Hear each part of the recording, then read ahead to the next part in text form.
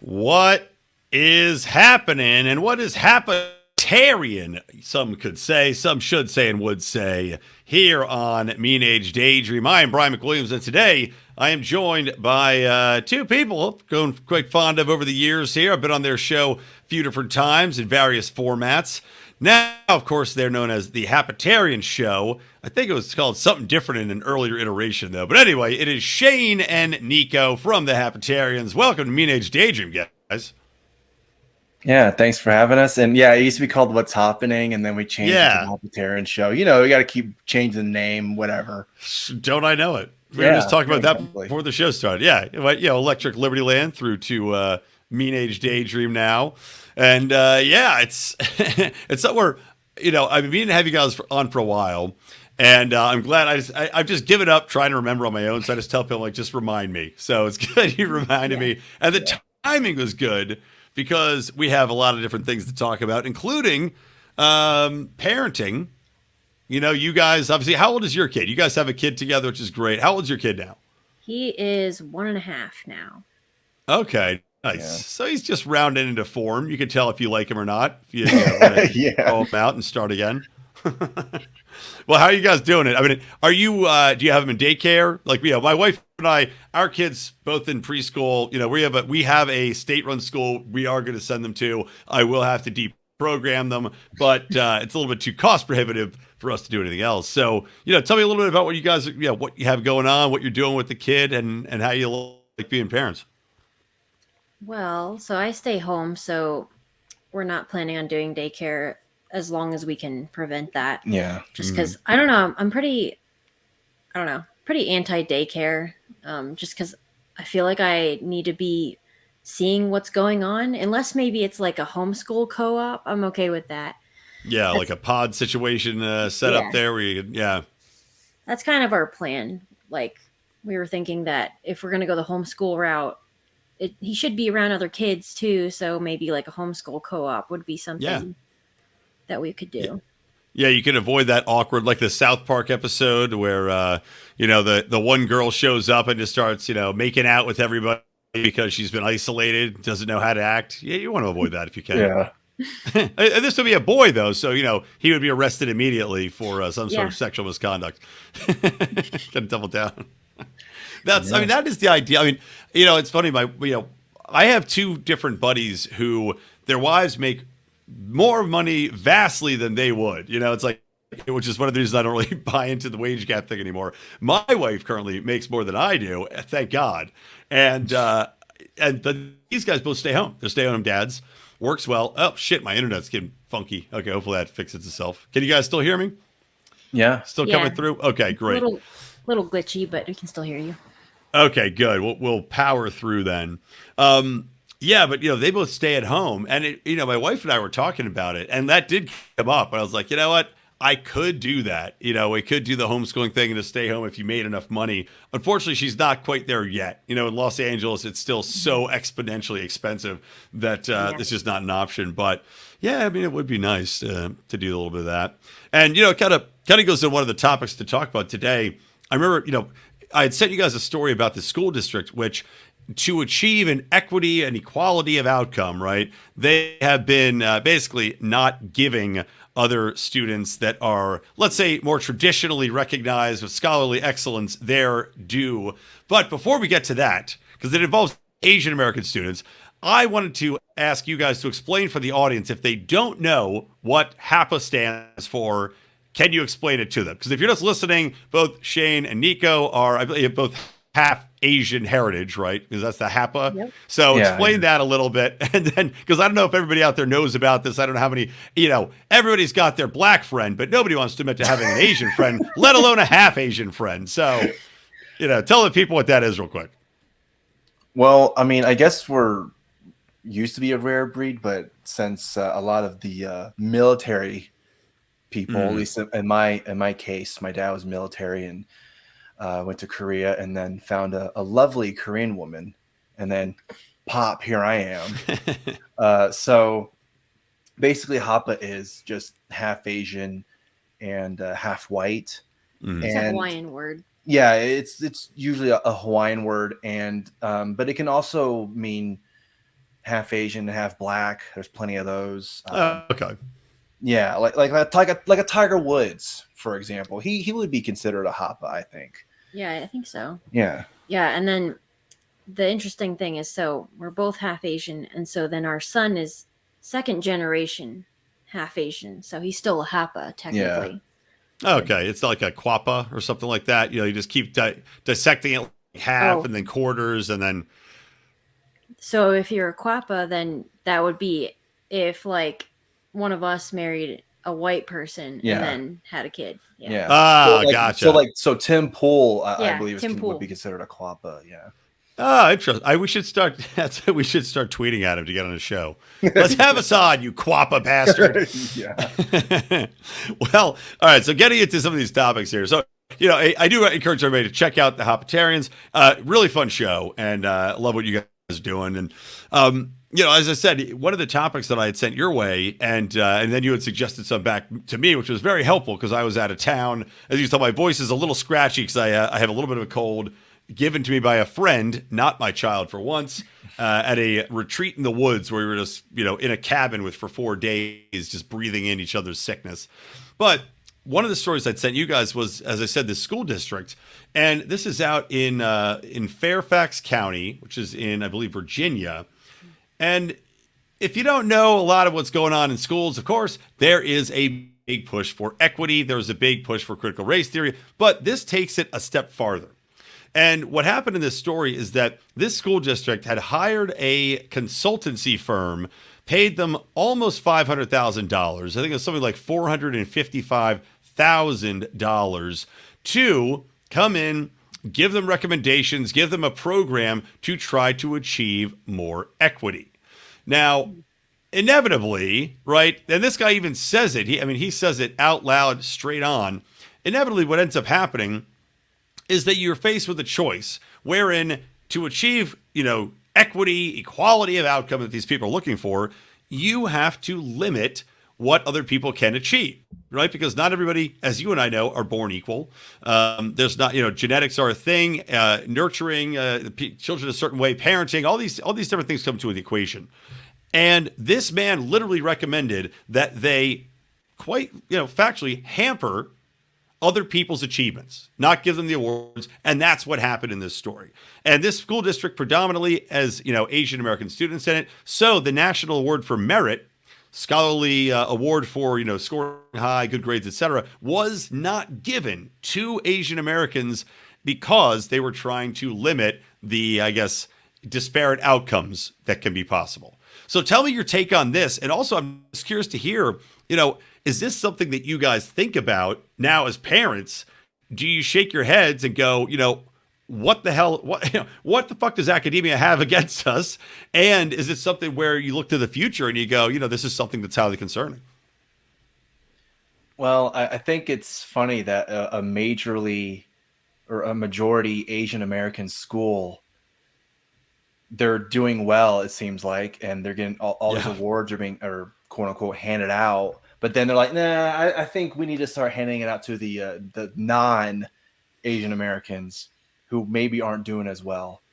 I mean, what do you expect? Asian Americans apparently are doing so well. I mean, there was that one, what was it? I think it was Harvard or something, where there was some Asian discrepancies or something to do with the Asians, and I don't know. It was just the whole thing.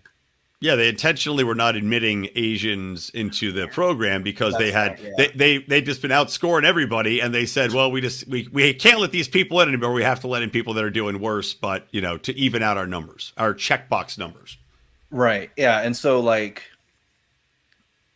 white people are obviously the number one group that you can make fun of, especially straight white males. You can make fun of them however many times, whatever you want to call them. That's whatever.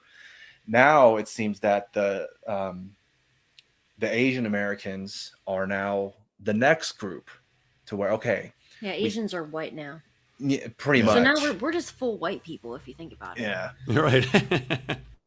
Yeah. So no, I guess as parents then, like she was saying earlier about how as much as we can possibly not have it happen, like have our child go into the government schools and to have them be, I guess, like like you were saying, like deprogrammed, when they come back, like, what did you learn today? Oh, let me tell you how they were wrong, what the code, So as much as we can possibly not have that happen, like our plan is to homeschool them and to have maybe a co-op of some kind.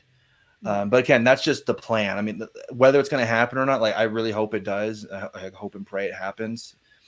But sometimes, like, like with the financial and all that, it sometimes can be tough. And so I understand why some parents can't do that. So I do think about that stuff a lot. I almost wonder if, when you look at what's happening in the school systems, when you look at what's happening in education and how the people going through the standard processes are, in fact, I mean, they're being screwed over. They're going through the system. They're achieving within the boundaries laid out for them by the state schools, and yet being denied their place, their path for success, being knocked down, not getting these awards. I do wonder if actually, if it's something where preaching to the Asian American community, be like, look, you're going, or just the Asian community in general, you're going to get screwed going your traditional route. Like, they have it out for you. Try something different. Like, I wonder if avoiding the state processed way is actually a better way to get in front of the schools that you want to get to achieve without being hindered, and trying to convince people that, you have to create a brand new path to succeed, because, as you said, they are now trying to block you. You are now an unwelcome racial category in the equity lottery that we're playing. Well, also, in a way, you're basically admitting that the other groups of people, not the Asians and whoever else that is doing well in schools, you're basically saying, well, I mean, I'm going to get a little racist here, but like the blacks aren't doing very well in education wise, Hispanics aren't doing well. So you're basically telling everyone, well, we can't hand it to these people because they're doing so well. So we're going to wait for these groups to start doing well, because then we can start handing it to them, because everybody's got a participation trophies or anything like that, Yeah. So it's almost like they're not they're not openly saying what I just said, but they're pretty much telling you, yeah, I mean, we want these other people to get the awards, but we're going to wait to see. Yeah. It's basically like, what do they call that? The bigotry of low expectations. Yeah. Exactly. Well, I mean, I think that there is a lot to be said for that across everything. I mean, if you look to what they're doing, and I mentioned this in another show, I can't remember what school district it was in. I think it was in New York State somewhere. But they had, after the George Floyd protests, basically said black students cannot be reprimanded for being tardy, for missing homework assignments. They can retake tests. They couldn't fail them. They couldn't be punished in, there are various ways for various actions they could have taken in school. And they just said, if you're black, you get away with whatever it is because of the hard times that they've had. And I'm looking at that and I'm like, okay, how is this supposed to help anybody? If you've got a category that's supposedly, having a difficult time anyway, you're now removing all structure. And we know structure is very important in development for children and in achieving life goals. Structure is very key. Mm-hmm. To remove all structure, to remove all penalty for your actions, to remove all necessary discipline or incentive to do your work, how is this going to be a progressive measure that's actually going to help anybody? Well, I mean, an example that I can think of where they kind of show just how screwed up the American education system is season 4 of The Wire. That whole season is just showing there's one scene where one of the main characters is like, well, we have all these nice equipment, all these nice books, whatever. It's like, yeah, but we want to keep them with these other ones because they're used to it, and it's just right. School is school to them is I don't know, number 9 on the most important things. Are you a good basketball player? Well, that's what you should focus on. Are you a good such and such? That's what you don't focus on that nerd shit. Come on, really? Yeah. Well, this is a good transitory topic, nerds, because there are some fucking nerds out there that hate JK Rowling so much that they are taking to the bookbinding. They are literally removing the name JK Rowling from books and rebinding them into new books with a new covers that have no name JK Rowling on them. Specifically, let's see, I was scrolling down this story to find if I can find this person's website. Here we go. Maybe I'll even open it up so we can scroll through her website together and see the prices here. But yeah, these people have gotten so up in arms about JK Rowling where to take this action, like, you're telling me you can't, and charging $1,600 for it, by the way. $1,600 Wow. for the entire set of Harry Potter Brian, books. it's a lot of work to remove her name. It's a lot of work. Yeah. Oh, and meantime, I guarantee some asshole's going to pay for this. And they're removing the name. But at the end of the day, are you really achieving anything? Aren't you, in fact, drawing more attention to the fact that she wrote these books? Aren't you, every time you open the book, aren't you going to be thinking about the fact every time you open it, close it, because it doesn't have the shit on it? Well, I mean, how much more attention does that need? I mean, everybody pretty much on the planet Earth knows that J.K. Rowling wrote the Harry Potter series. Every single person knows that. So if you remove it, it's like, well, I already know. It's already implanted in my brain. Even if you've never written or if you've never read a single word in those books, you know who wrote them. That's one of those books where every single person, I don't know how many times I have to say this. I've repeated myself already 10 times saying this. J.K. Rowling wrote Harry Potter. That's it. Yeah. You can do all you can. It's like trying to erase all these like terrible things off the internet about yourself. Well, it's like people already know about it. Right. Yeah, and there's like a subset of people who are super obsessed with Harry Potter, but then they're also like, super woke, so they don't want to be associated with anything that she says. So I can see that those people would probably buy this, Right. Well, not only that, but they look at the worldview from Harry Potter. So they go, well, I'm a Slytherin. I'm a Gryffindor. It's like, okay, well, so it's basically like, you're a Capricorn. You're a Libra. It's like, oh, God. Well, whatever this nerd that rebooked bombed these is clearly a Hufflepuff. I think we'd agree on that. Right. But yeah, it's just, it's so amazing the obsession people have with her. I mean, granted, I guess it's kind of like people's Star Wars. For me coming up, I'm obviously older than you guys, but Star Wars was the biggest thing in the world for me. I saw it as a kid. The Harry Potter movies have become that for all this generation to the point where they've got Quidditch, which they renamed. I can't remember what they renamed it to, but they renamed Quidditch because they didn't want Quidditch to be associated anymore with J.K. Rowling because of her quote unquote anti-trans statements. But like I said earlier, everyone knows where it came from. you change the names as much as you can. It's not going to change. It's not going to do anything.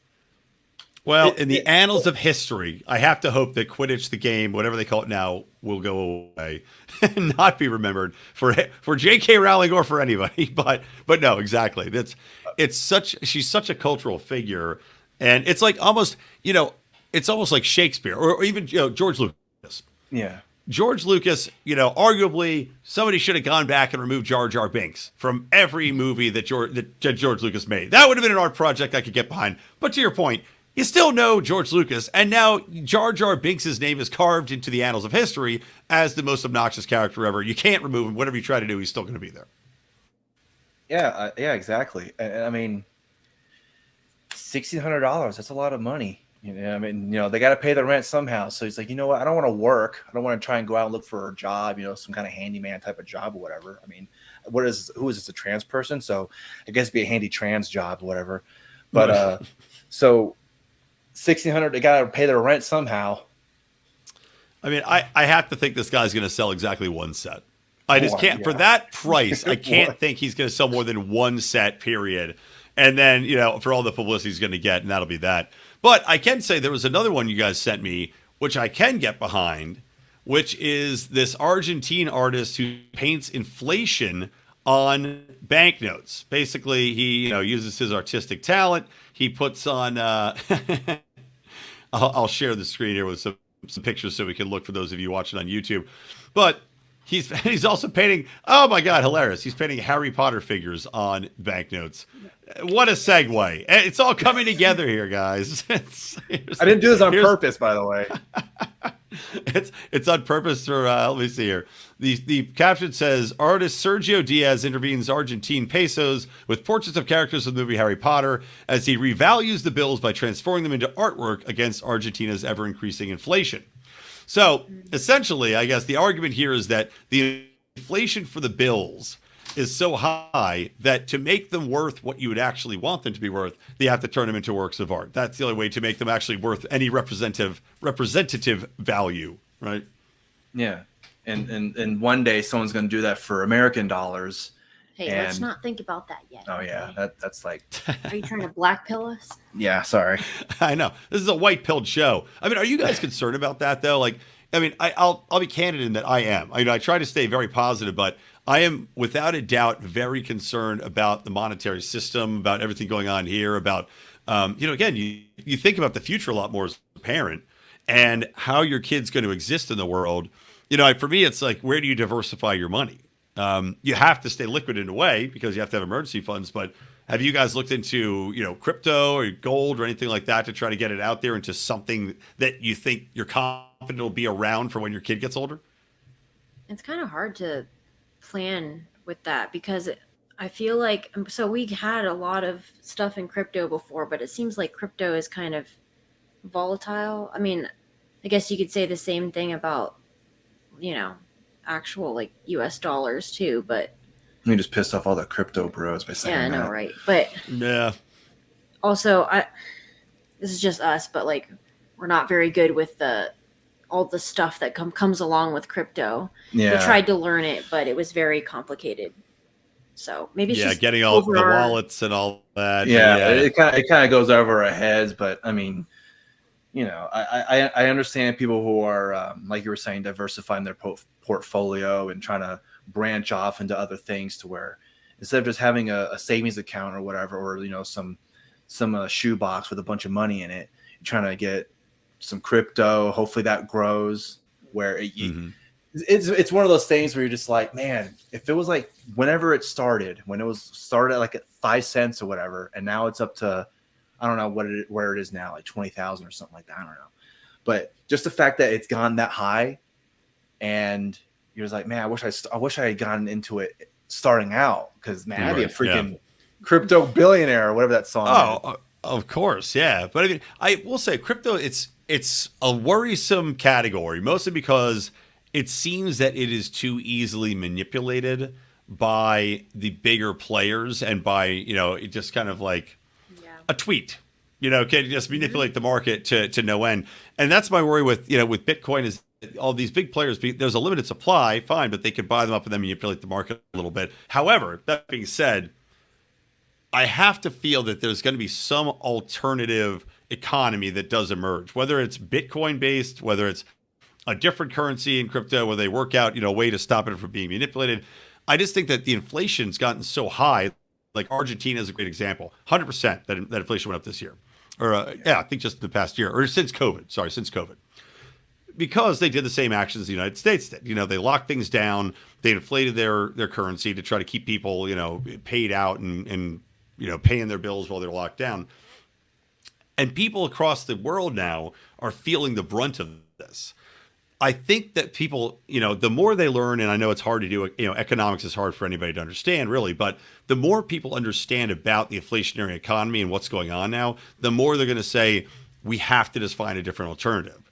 Because, I don't know how much you guys dive into the whole world banking system and how it's just such an incestuous system based upon debt. The whole thing is based upon eating each other's debt. There's no way for us to really right this ship without a catastrophic collapse of society, basically, the entire money supply. So what do you do? What is that alternative economy look like? It's like, and it's very daunting and it's very worrisome. That's why I was just curious to see if you guys had thought about it at all. Like, have you bought any gold? Have you gone down that road at all? We haven't really explored that. No. So we don't know that much about the gold. Yeah. So like if anyone in your audience wants to help us out with that, then DM us. I'm sure there's plenty of people out there that have connections. I was talking to a guy about actually selling gold or getting into like gold brokering as a sponsor, but he missed his chance and now I don't remember their name. So screw that guy. Yeah. So like another point on inflation before we move on is that like you're saying, it's affecting everyone. So I'm sure you one of the people that goes to the grocery store and buys groceries, right? I'm pretty sure Mhm. you're one of those people.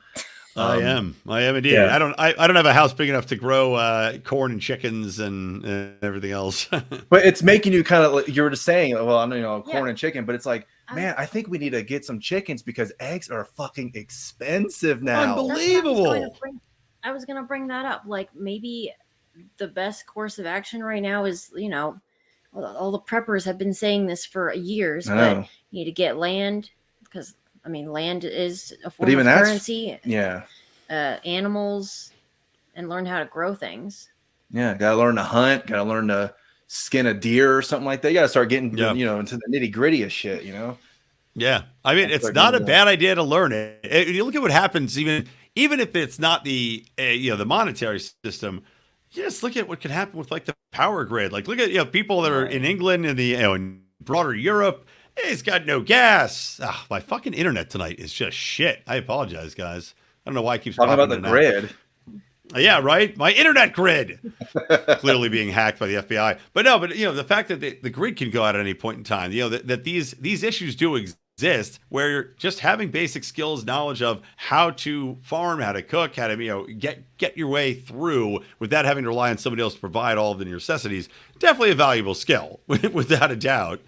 And it's kind of funny, and this is something I wanted to mention too. I don't know if you guys saw Greta Thunberg getting quote unquote arrested. Do you see it just was starting to trend right before I think came I on. saw a video of that just before we recorded where isn't like I'll like share it with a couple of okay.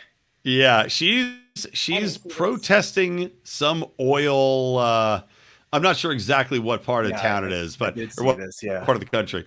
But it's somewhere in Europe. She's protesting some oil pipeline or oil whatever the fuck. So here's the video of her, and again, what they showed you was a picture of her being carried away by these cops in all black SWAT outfits with their helmets on, looking very intimidating. And Greta's being carried away. Her legs are in the air because she had to be carried away because she was fighting so hard. But here's the actual fucking story. Here's them giggling and laughing as they're setting up this staged bullshit. Greta's giggling. There's a bunch of cops standing around doing nothing. It's okay. It's got to be in Germany then. There you go. The Polizei are now holding her. No, she's clearly in high duress here. Taking the publicity shots. There's got to be 20 cops around her. There's no rush. There's nobody else there. By the way, there's no other protesters there. It's just her.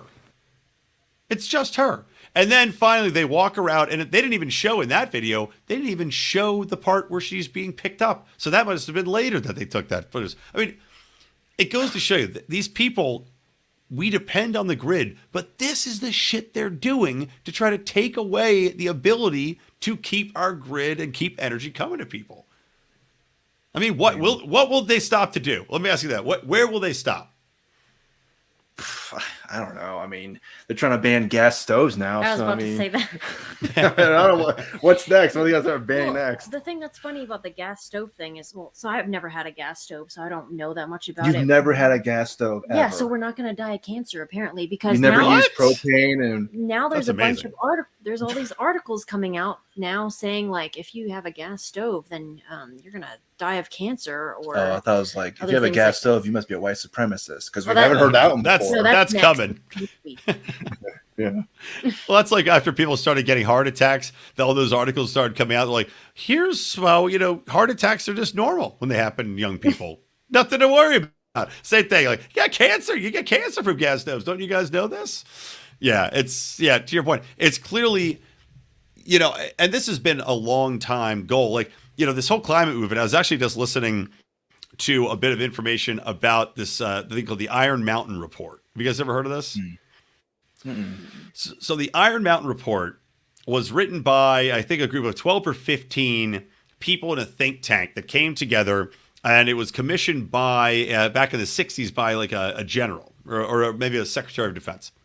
The whole goal of the paper they wrote, this report, was to issue what government should do to secure its own longevity and suppress citizens And they specifically said, we're not going to have any moral quandaries in this. This is purely recommendations on what you could do and should do to establish government as, you know, a long-standing boot on people's necks without any, you know, humanitarian worry.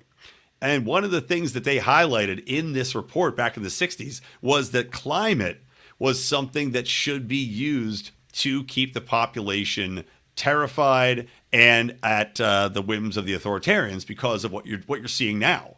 You can ban people's ability to cook and, you know, get gas and keep their family warm and all these other things. So this is like a long time coming. Then you're now seeing play out in real life.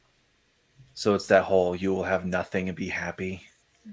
Legitimately, yeah. I mean, legitimately. Wow. I mean, think about, and I know we'll wrap up in about 9 minutes. I know you guys have a hard out, and of course I have. My children exhausted me, but yeah, I mean, you're seeing all these things kind of come to fruition. The war on fossil fuels, the war on your gas stoves, the war on your cars, being able to get around. I mean, these are all tied into limiting your ability to live your life without government aid and government assistance, because pretty soon the government's going to be the only people that can afford to provide you power. You know, because fossil fuels are so cheap and plentiful. Getting a grid based upon renewables will take a massive amount of government oversight, and that's the goal. You know, that's the end game. Well, it'd also be really expensive to just switch over to another energy source. Yeah. And so that, you know, I mean, I understand if you want to go from, if you want to, you know, like have oil, but also have other energy sources. Like, it's good to have multiple energy sources. But, okay, well, if this one's not available, I can just go to this one to help power my home or whatever. But just to completely eliminate one I don't understand, because there's people here in America, for example, where they rely on oil and gas. That's where the economy comes from. If you just completely eliminate that, well, then that town's just be like, I guess we might as well try to find somewhere else to live, because this town's pretty much going to become a ghost town because nobody's going to want to live here anymore. Yeah.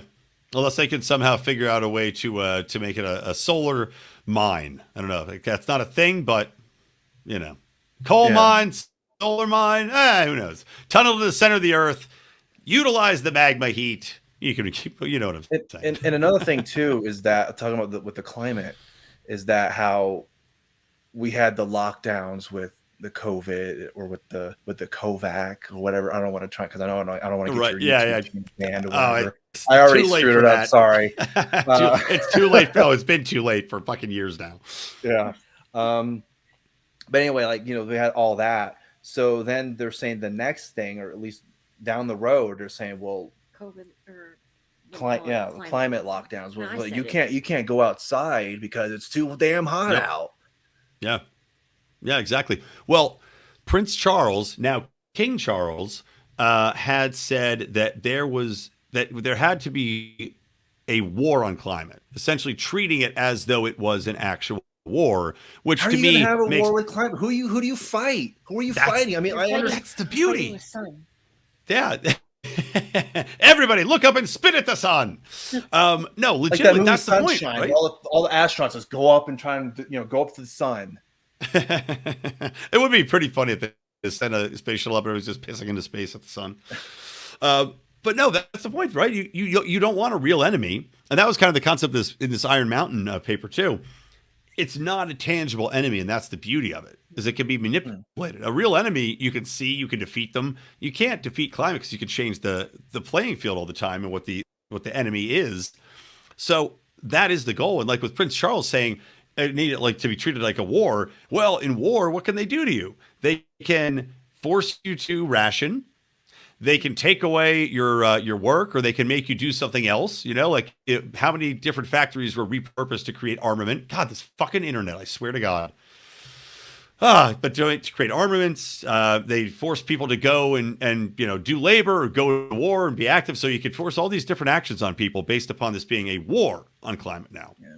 So changing topics, there's one that you guys sent me I do want to get to, especially since my internet is shitting the fucking bed. So you guys tell us about this last story, Sweden and the dancing permits. They're finally going to rescind the permits needed for dancing.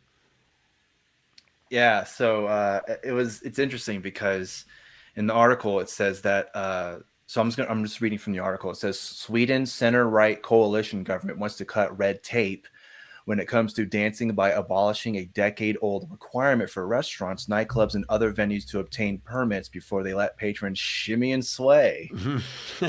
So that's so weird, Oh, I need to get a permit for people to dance in my nightclub. That's the whole point of a nightclub. So what happens if they don't have a permit?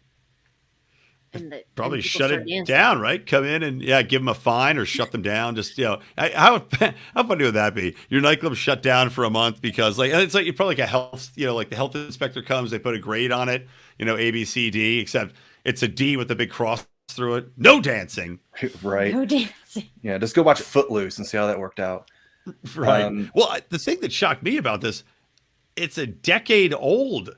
I thought this was going to be, when you said the story, I thought this is going to be from, 1845 because they thought that was going to kill the cows, Sven, you don't dance like that. The cows are dead. Whatever.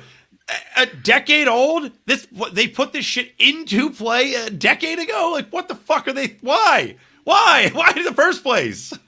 Yeah, what happened in 2000? What was it? 2012? Was it 2012 or 2013? Yeah. So, continuing here in the article, it says the proposal made Thursday means that venues no longer would need a license to organize dances. Instead, as a general rule, they would only have to register with the police, which can be done verbally and does not cost anything. You have to tell the police before you can dance? Wait a minute, hold on. So applying for a permit incurs a fee of at least 700 kroner or around $67 for the establishment. As it is now, owners can lose their liquor and business licenses if police officers come by and find out that a venue did not have authorization to let patrons dance. So crazy. How are you can supposed you to stop imagine you're a business owner and you have a license to sell alcohol and you can lose that license if a police officer comes and goes, "Hey, is that person dancing?"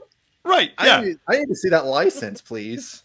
It's like, that scene in every movie where it's like, the people are on a date and the song comes on and he's like stands up in the middle of the restaurant, makes a grand gesture and dances to somebody. You just see the bar owner jump across the bar and just punch the guy in the face. How dare you? Don't you know? What are you doing? Well, I mean, if they were fighting in the bar, that'd be okay. But if you start, moving, tapping your foot. Right. Prostitution legal in the back. Get dancing. No. Well, I think it's funny too. Like you could tell a cop verbally, like why do you just yell at look around, just be like, "Hey, we're dancing tonight." He's like, "Okay, yeah, cool. All right, thanks a lot. All right, buddy." That's just so insane. I am dying. Like Nico, you said, what inspired it? Was there some accident where people breaking ankles? Is it like dancing is the gateway drug to dry humping on the dance floor? Like the lambada will come to Sweden. We have to stop this now. Now I feel like I need to research this. I need to know why. I need to know why too. Well, stay tuned. Maybe we'll do it on another episode. We'll wrap it up there, guys. We're almost at the 40-minute mark. So tell everybody where they can find you. Again, Shane and Nico, guys, from the Hapatarians show on YouTube. Are you guys only on YouTube now, or do you still have the podcast too? Yeah, we have all that. Okay. So I know we're trying to end it, but I just want to read the last paragraph. Oh no, yeah, go. I got time. I just know you guys had to run. So. Yeah. So in 2016, the Swedish Parliament voted unanimously to do away with the permits, but the requirement still exists in law and is enforced.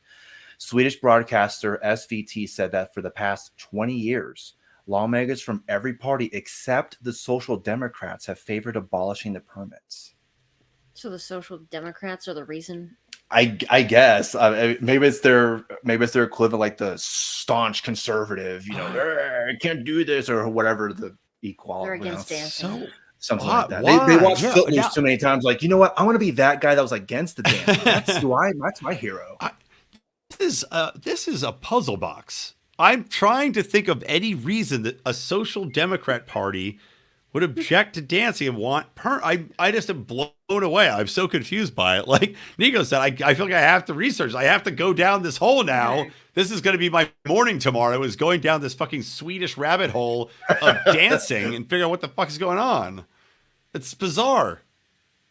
Yeah, so stay tuned on that. Anyway, Yeah. you can tell. Oh yeah. So yeah. Anyway, about the Hapatarian show. So yeah, you can subscribe to our YouTube channel. Just search the Hapatarians. I'm sure you can find it that way. So it's HAPATARIANS show, and you can subscribe to us on an Apple, Spotify. Which if you do go on Spotify, and you can also watch our podcast over on Spotify. So Joe Rogan Experience, you better watch out. No, I'm just kidding. Take that bastard out.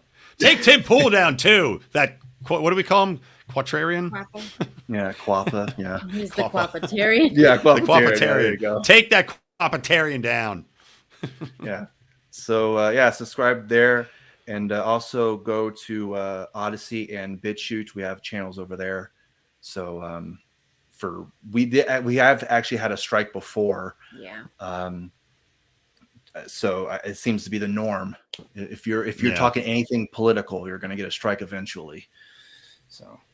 Yep. Anything like that. Yeah. YouTube also, I used a clip from the Golden Globes and they banned my, I did a show on Friday with a response to the Golden Globes, starting off with all race stuff and just the video wasn't allowed to go. So I just posted on Rumble and Odyssey and that's that. So yeah. Well, anyway, Shane, Nico, thank you guys for coming on Mean Age Daydream. Good chat with you finally. Apologies it took so long, but yeah, good job guys. Keep it up. Keep that homeschooling going. And as I said, I look to you as the bright shining light to lure the Asian American community out of the schools and into the home.